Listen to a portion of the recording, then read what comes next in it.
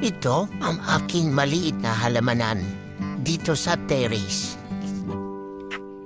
Meron ditong mustasa, kamatis, rosmarino,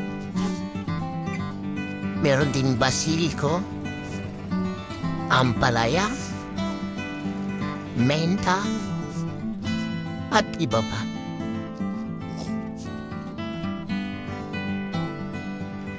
Dahil malalaki na ang ampalaya at pwede nang ikasin, magluluto tayo ng pinakbet. Sangkap ng pinakbet ay kalabasa, sitaw. Dahil dito sa lugar ko ay mahirap makabili ng sitaw, gagamit ako ng green beans, talong, at fresh from our terrace garden na ampalaya. Karne ng baboy. Meron ding sibuyas, bawang, kamatis at luya. Simula na ang pagluluto.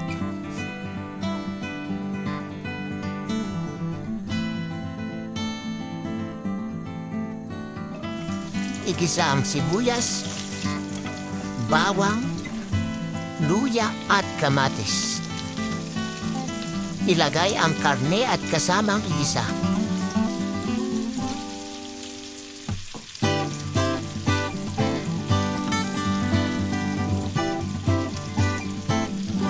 Isunod na ilagay ang bago malapang.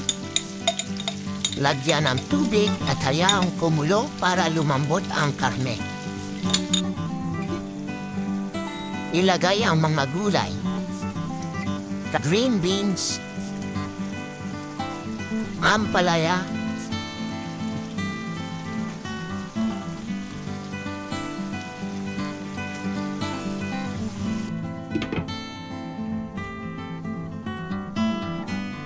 kalabasa,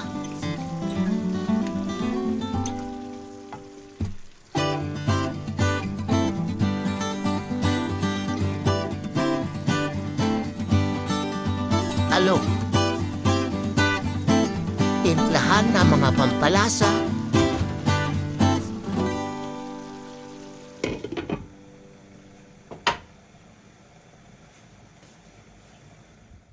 luto na ang ating pinakbet.